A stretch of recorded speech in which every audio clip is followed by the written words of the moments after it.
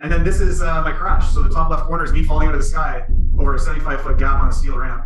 And the right corner there is my pelvis. I split my pelvis open in the middle and they screwed it back together. And my back has 4 vertebrae fused with steel rods. What's up, everyone? K Ruggs, the Soberdog here. I got a special guest with me today, Kevin Rempel. I'm going to let him get into it, but so many incredible things he's doing, he's been doing, he's done. I originally, found your video with painkiller addiction. I want to re-upload this video that I took 10 years ago to show you what it was like when I was dealing with a Percocet addiction. What happened? Give us the start of everything with the, your accident. People today know me as a Paralympic athlete in Sledge Hockey, which is the Paralympic version of hockey where you're playing, sitting down on the ice and you pull yourself around with your arms. But if you see me day to day, I'm walking around. So the question is, well, why are you in the Paralympics if you're walking? Yeah.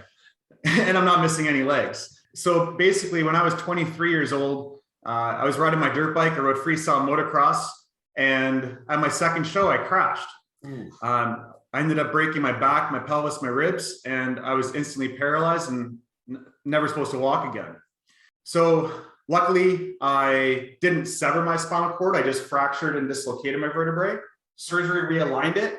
And I say with a little bit of luck and a lot of hard work, I've been able to get back on my feet. Yeah. In a real abbreviated version, that's what happened that sent me down the path of pursuing Paralympic sport, is having a spinal cord injury.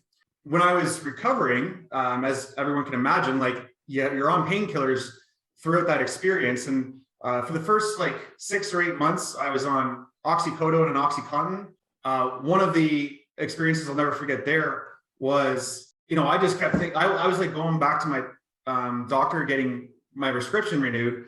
And at one point I finally had the 6-month or 8-month checkup with a surgeon. And he's like, what medications are you taking? I said oxycodone, OxyContin. And he's like, you should have been off that stuff a long time ago. So, I said to him, I'm like, well, I still feel pain. And he's like, no, you're not feeling pain. You're feeling the addiction. Ooh. That was the first moment or experience where I had no idea what these pills could do to you. And so he's like, here's a prescription for Tylenol 3, go home and wean yourself off over the next couple of weeks. And I did that. I stopped the oxys cold turkey, started taking the T3s 3 a day, then 2 a day, then 1 a day. Within 2 weeks, I had gotten off even the T3s. I was just taking Advils. Again, going back to the video that you found that I'm sure many of your viewers will relate to, and hopefully you can link that in this somewhere. Absolutely. For them to check it out, is that I was off oxys and I was off T3s, and it was somewhere around 6 months, 8 months later. I was hanging out with another friend who had a spinal cord injury and he had Percocets. I was having a bad day. Yeah. So he's like, do you want one? I was like, sure. So I took one. I felt like I was flying on a kite, I had no pain. So I go back to my doctor. I'm like, hey, you know what? I've been experiencing a lot of pain again recently. Can I get some Percocets? And he's like, yeah, sure, no problem. Write some up for me. I went home, and having not been on anything but Advil, basically, from the time that I got those Percocets, within 2 weeks, I became suicidal. Ooh. Stopped going, I was in school, so I stopped going to class. I wasn't eating. I was drinking a lot. I was staying up late. I was sleeping in, and I was in a very dark place. Yeah, I basically just hit rock bottom, and thankfully realized that that this is not me. I don't do this. I don't do these things. I don't think this way. I'm a positive person, and quit those cold turkey, which was a difficult experience. I'm sure many viewers would relate to. That was the video, and I'm excited. That's even just how we connected. I just made a video about that experience, and it's actually my most highest viewed video on YouTube. I'm fascinated too with that surgeon you went and saw. He said, why are you still on these? And then what you're feeling is the addiction. Never have I heard that statement from a doctor or medical professional. Really? Never. Really? I have not heard. I mean, I've heard even my own personal family doctor. I was getting pills in college, and then I came home to Rochester and told her what I was on. And long story short, she said, that's way too much. I don't even give that to my cancer patients. We should wean you down. But never have I heard any doctor say, what you're experiencing is the addiction. That is incredible and so powerful. And how come more people don't talk about that, or medical community? It's incredible to me. Well, I feel like I'm fascinated hearing that from you myself, because I don't remember the rest of the conversation, like what else we really talked about, but I just specifically remember, like, this was my surgeon. This is the guy I don't see on a regular basis. It's not my family doctor. Okay. And I'm pretty sure, was the one that prescribed oxys at the beginning, but that's a great example of how more physicians or doctors could help people to recognize that sort of stuff, because in his eyes, he's like, those oxys were meant to be for like a few weeks, not a few months. Why someone else, perhaps even your own family doctor, Kevin, why someone else hasn't said that to you or brought that to your attention is, to him, was surprising. Yeah, I'm sure.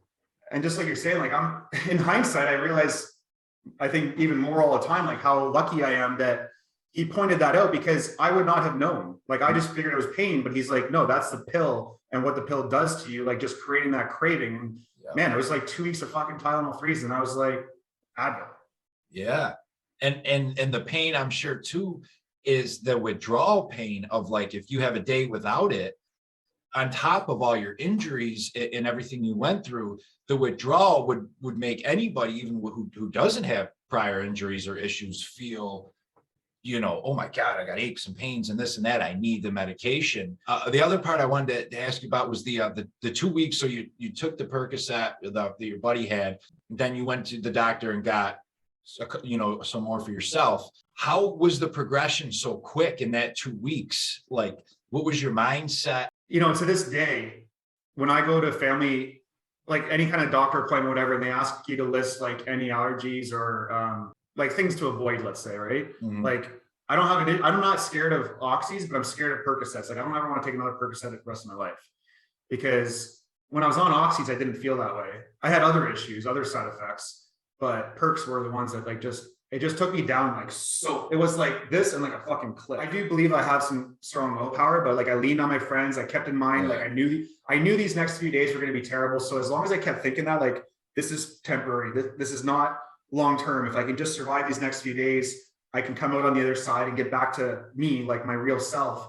Sure. And so I went cold turkey.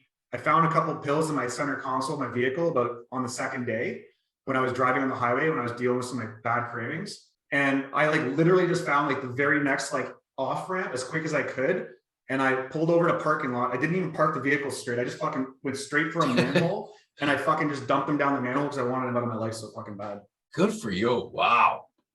Oh, spent on day 2 having a craving. Oh man, I know I would have eaten them. I think a lot of people, and I've met other people where it is just everything is quote normal, and then an injury or something introduces that seed of opiates or whatever, where they have no addiction tendencies in the past and this and that, but that's how it could take anybody down quickly. You bring up a great point. So I'm a keynote speaker and deliver a lot of corporate presentations around typically mental health, resilience, and managing change. Or like an audience that I have done several engagements for revolve around trades, construction, mining, forestry, that sort of thing. Because there's so many people that are in heavy labor and might have a workplace accident, and they go off and all of a sudden, they're prescribed like any kind of narcotic. And they never had a drug problem in their life. And all of a sudden now they may not even be able to return to work. They went on short-term disability for a physical injury, and then they go on long-term disability because of a psychological injury or the drug addiction or something else. And if you think back to the same scenario, like they may not be able to recognize the symptoms. They're isolated themselves because they may have to spend 6, 8 weeks, 12 weeks recovering from a broken bone or a cut finger or a head injury or whatever that is. This happens so frequently. Like I had somebody from Bell Canada, which is like a massive company, years ago, reach out to me that hired me as a speaker because she had sprained her ankle. She slipped on ice in the winter and she was on oxys and she was trying to like learn about it because she didn't know what she was dealing with. And that's just like a corporate employee that just like has a normal everyday life, maybe, taking her kids to the park. And that's what's great about connecting with people. Fill us in on the next period there. I had a spinal cord injury. Dealt with the Percocet drug challenges in the first like less than 2 years after my accident. And it was around the 2-year mark that I discovered the sport. But this is a couple of pictures of me riding freestyle moto. So wow, like back in 2006, these were bigger tricks, but Superman sea crabs, a cliffhanger. How high up are you? Holy crap. In the top left is a sea crab. Bottom right is a cliffhanger. These are like 85, 95 foot jumps at my buddy's farm. And so I could actually ride. Like I wasn't like the best in the world and not the best in Canada even, but like yeah, I could ride. No, and clearly. And then this is my crash. So the top left corner is me falling out of the sky over a 75-foot gap on a steel ramp. And in the right corner there is my pelvis. I split my pelvis open in the middle and they screwed it back together. And my back has 4 vertebrae fused with steel rods. Oh, that top picture, what you were doing when you crashed? It was my first jump of the day. I wasn't even trying a trick, but I wasn't mentally focused hitting the jump. And as soon as I took off, it kind of kicked my rear end high. And so I had a split-second decision, like, am I going to crash? And if I am, is it better that I stay on the bike, try to ride it out? Or if I jump off and try to just ditch the bike and land on my feet? So my split-second decision was to ditch the bike. I tried to throw it behind me. And then that's me trying to like kind of get past the handlebars to land on my feet. And not that it matters, but in hindsight, do you think that was the best decision or to stay on the bike? So I get asked that question a lot. Because we have it on video, it's easier to be judgmental about the decision. Yeah. It looks like I probably could have wrote it out, but I do not regret my decision because in action sports and things like this, like you only have a millisecond. Like it's literally 50-50. And in that moment, I made what I thought was the best decision, and sure. I don't regret it. It is what it is. No, that's so accurate. On a lot smaller scale, I could relate, and I'm sure a lot of people watching can relate with whatever sports they played or whatever, you know. And for me, it was football, and I always think about that when I see penalties in the NFL. Like, you got a 300-pound guy going full speed at somebody, and they give him the penalty for that extra push, like. In that, but it's so hard to like stop and be like, okay, now I have to stop my whole momentum and hit this person when that's your whole goal from the beginning. And it's, you know, we can watch replay all day over and over, but what's actually happening with the person is different. I don't know anything about x-rays, but that middle picture there it's just like, holy crap, someone shaded everything in with just destruction. It was a good one. Like, and I got a blood clot in my leg when I was in the hospital. So that's why my leg's elevated in that wheelchair photo. How long were you in a wheelchair for? About 10 months. I got out, 2 more months on canes. I was walking short distances. Okay. I had to go back in the wheelchair about 6 months later because I had a setback. But it was like, so I was walking and riding in a year, but it was like 3 to 4 years to move around like I can today. My dad was also paralyzed from a hunting accident 4 years before I was. Oh, wow. So we were out, when I was 19 years old, we were out, he was building a tree stand and the branch broke and my dad fell 2 stories to the ground, broke his back. And so my mom had both husband and son in wheelchairs, both with spinal cord injuries at the exact same time. Holy shit. I don't even know what to respond to that. That is incredible. How strong of a person she is too, to get through that. I mean, I guess on one hand, maybe that helped you understand it a little bit, you know, going through it, you have somebody next to you dealing with something incredibly similar. This, you know, I'll put this back into context too for anyone supporting someone who's an addict. You know, it's not just the person who's dealing with that problem that's affected, it's the whole family and friends and the community can be affected.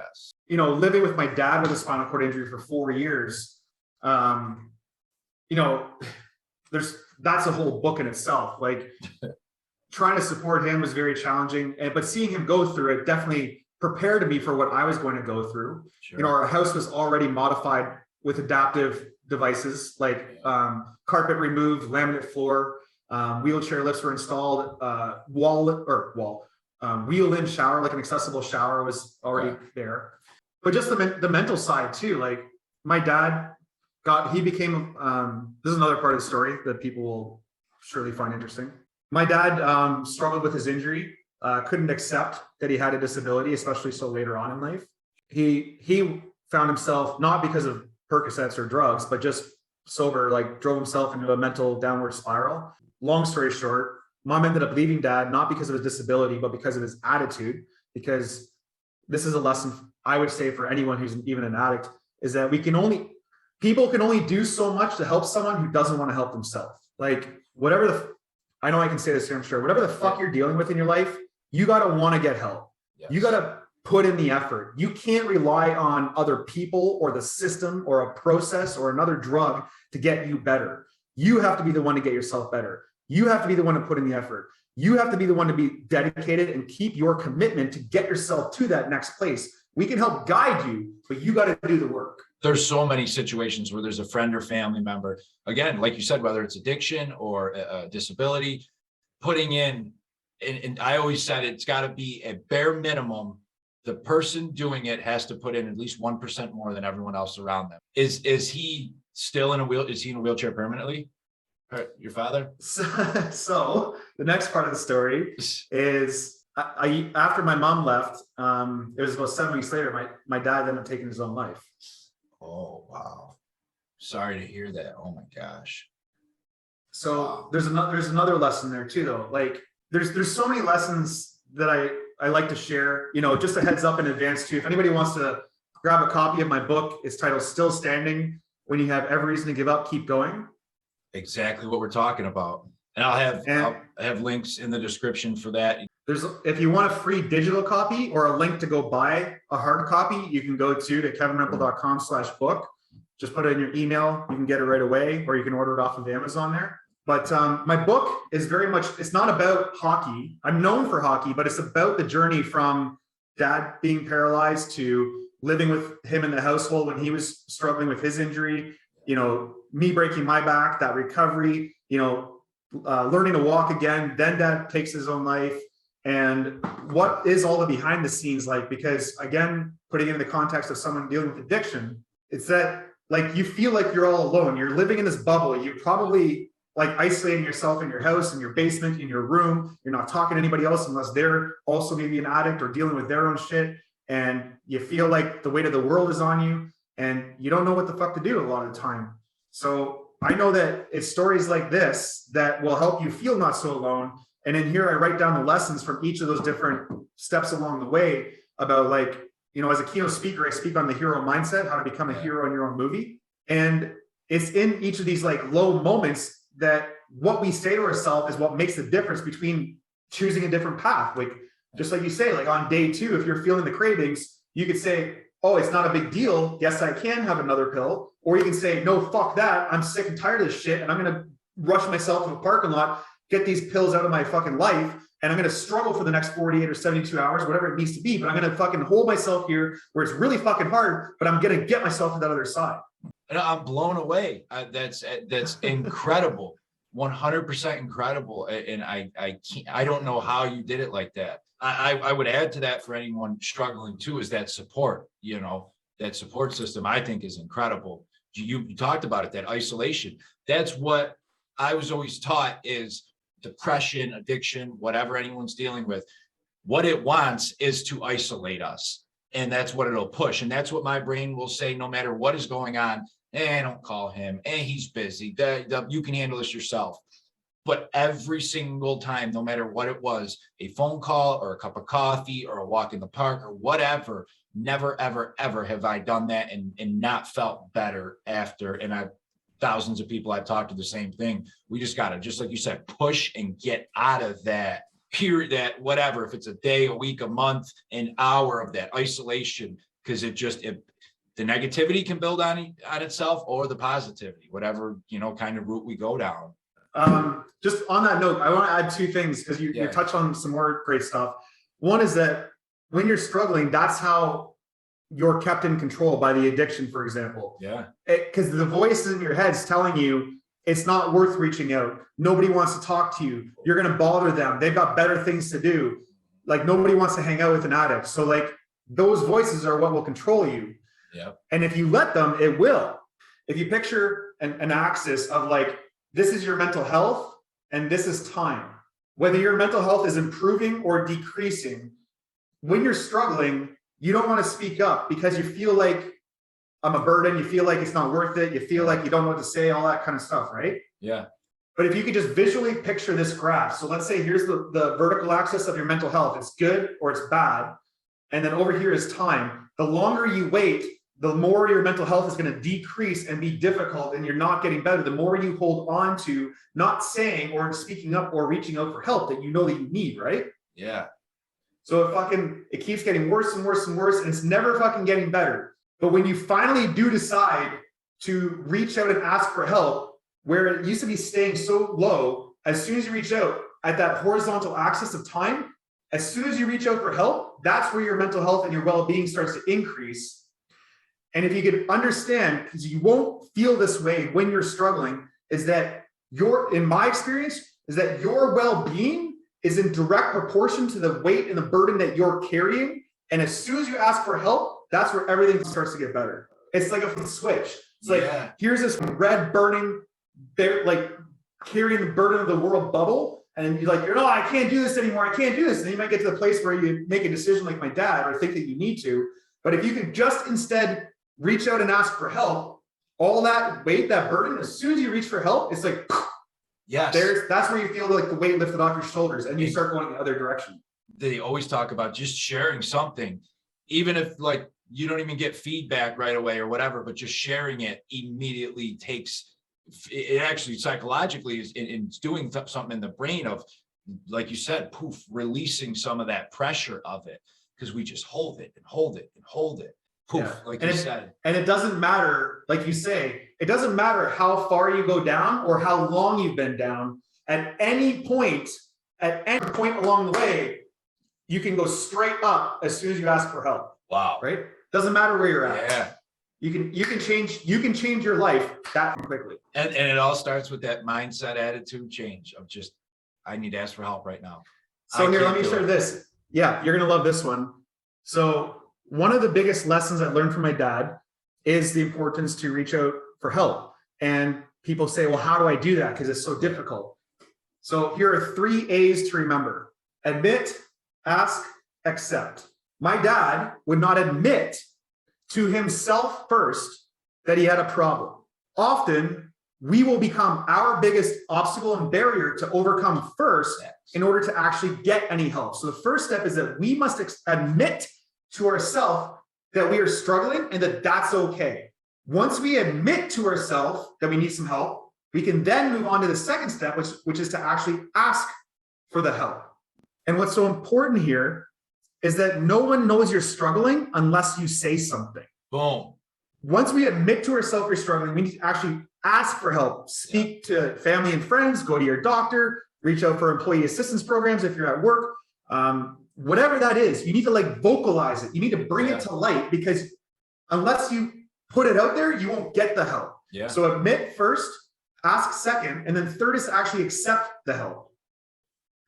That's a huge one. So again, using my dad as an example, like he would have psychology appointments, like psychologist or psychiatrist appointments. Yeah. And he would cancel them. He would postpone them. He's like, I don't need it. I got it figured out. Today's not a bad day. It doesn't matter. I don't need it. And like, he kept rejecting the help that was in front of him. So again, that going back to what I said earlier is that we can only do so much to help someone that doesn't want to help himself. That if the help is in front of you, you need to actually accept it. You need to put it into practice. You need to try it. You need to give it a shot. Like maybe it's not the one that's going to work for you, but you got to keep trying things until you find what does work for you. Yes, absolutely.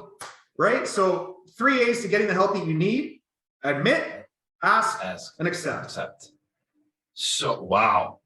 That is, I'm going to make sure I bulletin that up on the video. That's incredible. And that you could break that down with any piece of life, of just admitting whatever we're going through, anything, even just a daily minor struggle, so to speak, and then accepting the help, asking, of course, but accepting. Oh boy, do we, at least for myself, is it hard? It always feels like this thing right here is 1,000 pounds when I'm struggling. It feels like, I'm going to burden them. Why? And it's so, and like in 12-step programs, I'm a big part of, they teach you like, is that phone call not only is going to save your life, but it helps the other person too, for whatever aspect. And then there's obviously the professional help of doctors, psychiatrists, everything. Kevin, fill us in a little bit about, I want to hear a little bit about the Olympics, a little bit about Sochi and the Olympics. For me, it's just, super cool. It was amazing to play at the world stage, the highest level. That was something that I loved so much about that experience. Be one of the best in the world is very exhilarating, because a lot of people, not everybody, but a lot of people dream of like, what would my life be if I could be a full-time athlete? And of course, represent your country, represent the sport. You know, it's super cool to have so many people back home cheering you on, like, you know, kids doing school projects on the team or the sport or your story.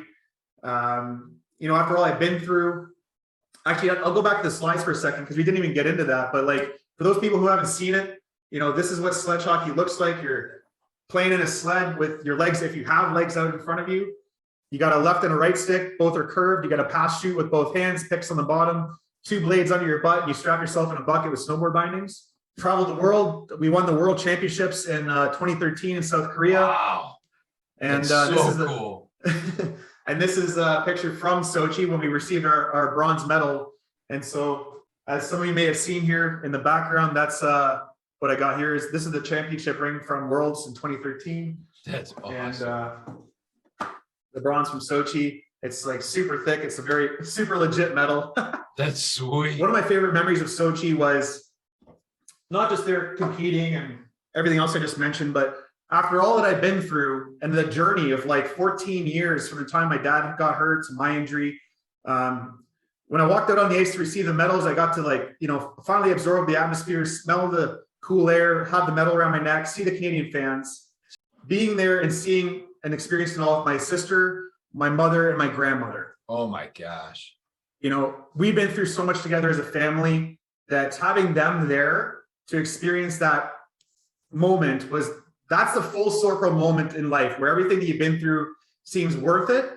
And that is what I wish for everyone, is to see that, like, everything you're going through today may seem like it's impossible to get through. You don't know where it's going. You don't know if there's a reason to continue. But as I said in my book here, when you have every reason to give up, keep going. Is to know that there will be brighter days ahead, that there are solutions out there if you're willing to reach out and, like I say, practice those 3 A's: admit, ask, and accept. That there is another side, but the lesson here is that you must keep going. Where can everybody find you? If people want to hire you, where can they reach out to you? Tell us everywhere Kevin is right now. Yeah, so like I said, my website, kevinrempel.com. If you want to grab a free copy of my book, just go kevinrempel.com/book. Please subscribe there to the newsletter. I put out regular blog articles as well about mental health, resilience, and managing change. My website is also the best place to go if you're looking for a keynote speaker or a workshop or even a coach to help you through some of the challenges of your life. I'm not an addictions coach or a counselor, but if you're looking for someone like myself, perhaps to help guide you in developing your mental resilience or just building a stronger mindset, then kevinrempel.com is the best place to go, and I love chat. I mean, all that last picture is beautiful with your mom, your grandma, and your sister there. Just like you said, full circle moment and a great way to finish up. Thank you again.